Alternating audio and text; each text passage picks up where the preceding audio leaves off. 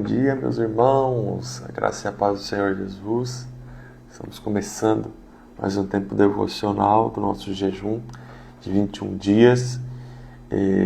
A noiva, é o jejum semestral que nós sempre fazemos, e eu quero começar esse dia louvando ao Senhor e agradecendo a Deus por essa rica oportunidade que nós temos de estarmos juntos aqui. Amém? Queria orar para nós começarmos o nosso dia, para nós entregarmos o nosso dia diante do Senhor, para que você possa de fato desfrutar da bondade e do favor do Senhor. Amém? Pai, nós te agradecemos por esse tempo, te agradecemos por esse dia, te agradecemos por tudo aquilo que o Senhor tem proporcionado para cada um de nós. E de fato, o teu favor e a tua graça e as tuas misericórdias estejam sobre as nossas vidas. Que nós possamos desfrutar de um dia abençoado, festivo, alegre, cheio da presença do Senhor. Hoje é sexta-feira, e que também o nosso fim de semana possa ser um fim de semana abençoado, guardado e protegido pelo Senhor. Nós te pedimos, ó Pai, em nome de Jesus. Amém? Glória a Deus. Aleluia. Bom dia, pessoal.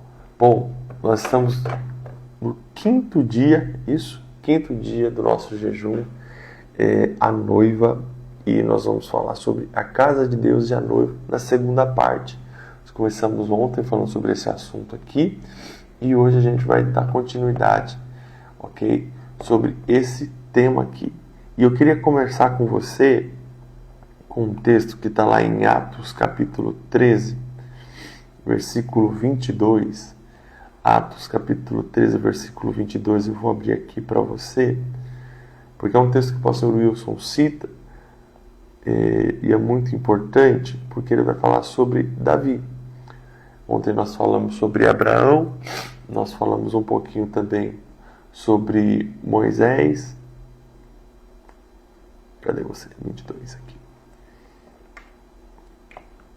Olha só que poderoso. Atos 13, 22 diz o seguinte: E tendo tirado a este, levantou-lhes o rei Davi, do qual também, dando testemunho, disse: Achei Davi, filho de Jessé, homem segundo o meu coração, que fará toda a minha vontade. Olha que poderoso isso. A Bíblia está falando que Deus encontrou a Davi, e Davi faria toda a sua vontade. É o testemunho que Deus está dando para Davi. Davi vai fazer, ou Davi fez, toda a vontade de Deus. Agora, a pergunta que a gente precisa responder é: qual é a vontade divina? Ou qual é toda a vontade divina? Porque, se você olhar a nação de Israel, teve diversos reis, vários reis. Mas somente em relação a Davi, Deus fala: olha, eu achei Davi, homem segundo o meu coração, e fez toda a minha vontade. Então veja, o que Davi fez de diferente dos outros reis, que de fato fez com que Deus desse esse testemunho? Que Davi foi um homem que fez toda a vontade de Deus. Então, existem duas coisas que Davi fez que fez ele ser diferente. Eu acho que essas duas coisas também fazem com que a nossa vida seja diferente e dê um testemunho positivo diante do Senhor. A primeira coisa que Davi fez foi que ele centralizou a arca da aliança, ou seja, ele centralizou a presença de Deus. O rei que antecedeu Davi foi o rei Saul, e Saul não se valeu da presença ou da arca de Deus no seu reinado. No começo, pode ser que sim, mas depois você vai ler a história, você vai perceber que Saul ele não valia, ou ele não levava em consideração a arca da aliança, que é a arca da presença de Deus. Até porque, numa guerra contra os filisteus, o rei Saul perde, né, e eles levam a arca embora. Então você percebe que para Saul ter a presença ou não ter a presença não era tão importante. Mas para Davi, a primeira coisa que ele faz, depois que ele assume o reinado de Israel, é o que? Eu vou buscar a arca do Senhor. Eu vou buscar a presença do Senhor. Ele não fez absolutamente nenhuma outra coisa. o primeiro decreto que ele estabelece é: vamos buscar a presença. E quando ele acha, quando ele recupera a arca, o que ele faz? Ele coloca ela no centro de Israel, do lado da casa de Davi. Então você percebe que Davi centralizava a arca, centralizava a presença de Deus, ao ponto de ele colocar ela no centro, ao lado da sua casa. Então todas as vezes que Davi acordava, ele contemplava a arca. Todas as vezes que Davi se levantava, a primeira coisa que ele via era a arca, era o tabernáculo, era de fato a arca da presença de Deus. Então, lá no tabernáculo de Davi, a Bíblia fala que acontecia adoração ininterrupta, 24 horas por dia, 7 vezes por semana. Então, Davi, ele centralizava a presença de Deus e ele estabeleceu esse princípio para a nação Israel.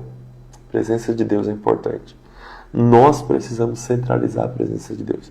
Então, essa é a primeira coisa que a gente vê que, de fato, faz com que Davi seja um homem que faz toda a vontade de Deus. É que ele centralizava a presença de Deus. A presença de Deus era a coisa mais importante para Davi. A segunda coisa que o pastor Wilson cita, que é importante a gente pontuar aqui, é que Davi desejou construir uma casa para Deus. Olha que poderoso isso. Davi desejou edificar uma casa para Deus. Não havia nenhum pedido, Deus não mandou nenhuma mensagem, Deus não falou absolutamente nada. Mas chegou um tempo de paz, que Davi cessou as guerras com seus inimigos.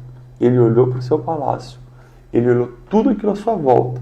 Ele falou: gente, eu moro numa casa enorme, eu moro numa casa bela, e Deus está morando ali debaixo de uma tenda. Está errado. Eu preciso construir uma coisa.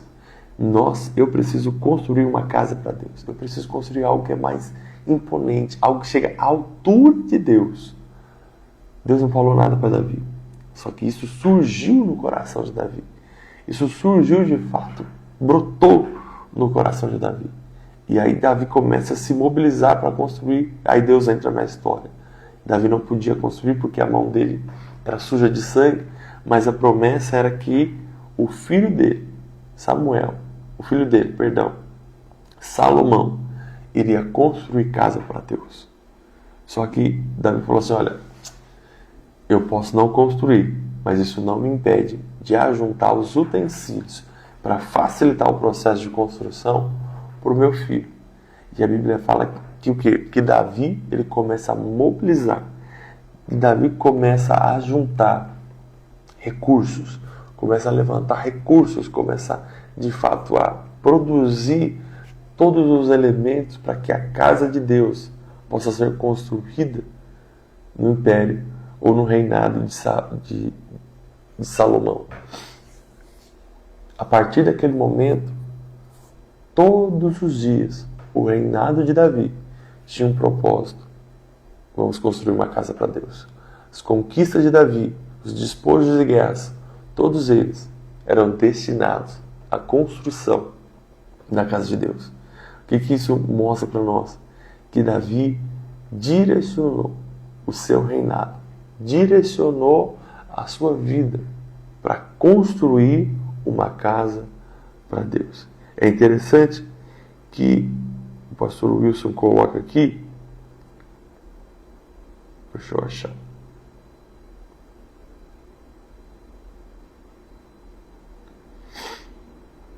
que a casa de Davi, na construção, foram 3.000 talentos, mais de 100 toneladas, ou 3.000 talentos.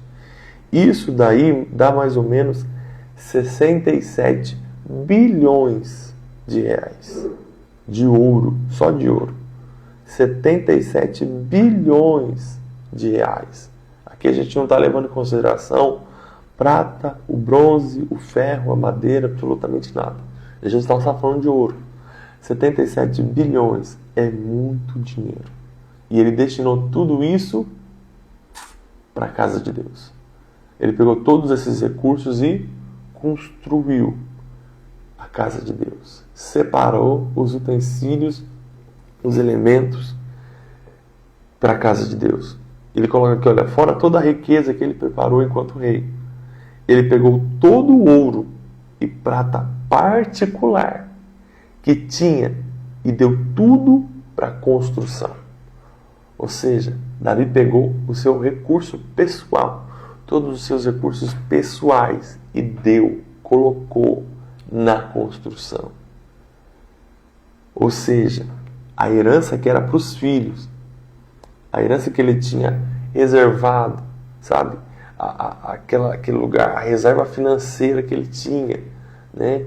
Tudo aquilo que ele tinha colocado, guardado durante sua vida inteira. Ele falou, eu vou destinar para a casa de Deus. Eu vou reservar para a casa de Deus.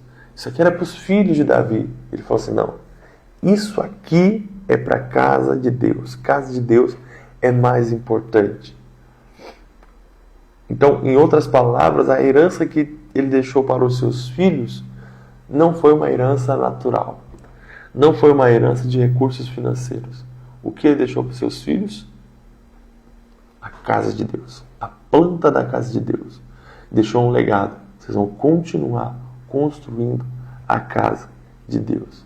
Isso aqui fez um testemunho poderoso diante de Deus. Davi se tornou um homem segundo o coração de Deus. Um homem que fez toda a vontade divina por esses dois elementos. Primeiro, ele valorizou a presença de Deus. Ele centralizou a presença de Deus. E segundo, ele dedicou toda a sua vida, todo o seu reinado para construir uma casa para Deus. Para edificar a casa de Deus. E aqui, irmãos, de fato, nós precisamos entender isso. Construir uma casa para Deus. Nós precisamos, de fato, deixar isso para os nossos filhos, para as próximas gerações. O que mais importa é dinheiro, é recurso, são bens naturais. Ou o que mais importa é gastar a sua vida construindo casa para Deus. É gastar a sua vida edificando a casa de Deus. É gastar a sua vida investindo todos os recursos, tudo que você tem, na casa de Deus. Foi o que Davi fez. É interessante porque se você olhar a história de Salomão, Salomão construiu um templo. Salomão construiu algo assim vislumbrante, que até hoje se tornou uma referência e eles estão tentando reconstruir. Sabe, o pastor Wilson ele fecha o devocional de hoje falando o seguinte: muitos, quando olham para Salomão, torcem o nariz por ele ter terminado a sua vida por pouco fiel a Deus. Outros querem toda a sabedoria e toda a riqueza que ele teve. No entanto, o que Salomão fez de extraordinário foi justamente construir uma casa para Deus. Infelizmente, nesse quesito, pouquíssimos querem fazer parte disso. Só espero que não seja o seu caso. Que de fato, irmãos, a coisa mais importante que a gente possa levar para a nossa vida e ensinar a próxima geração seja valorizar a presença de Deus e edificar a casa de Deus, construir casa para Deus. Isso daí de fato é fazer toda a vontade de Deus. Você quer realizar a vontade de Deus? Valorize a presença dele e edifique a casa do Senhor. Edifique família espiritual para Deus. Amém? Bom, quero orar por você, quero orar por essa palavra e declarar mais uma vez que o seu dia vai ser mais do que abençoado. Pai, nós te agradecemos. Te agradecemos pela sua bondade, pela tua fidelidade. Te agradecemos pelo Senhor estar nos guardando e nos protegendo. E que essa palavra que nós estamos compartilhando hoje possa de fato, ó Deus, multiplicar o nosso coração. Possa de fato aumentar. Possa de fato, Deus, germinar. Possa de fato frutificar. Que a gente possa valorizar a tua doce presença. E assim como Davi, construir casa para o Senhor. Gastar a nossa vida na construção, na edificação da casa do Senhor. É o nosso pedido, é a nossa oração, em nome de Jesus. Amém? Bom, eu espero que você possa ter sido tão abençoado como eu tenho sido abençoado. A gente se vê na segunda-feira. Fim de semana a gente não vai fazer live. Nossas lives vão ser de segunda a sexta-feira. mas que você possa de fato ler o seu livro e cultuar o Senhor na sua igreja local. Amém? Deus te abençoe. Beijão no seu coração. Tchau, tchau.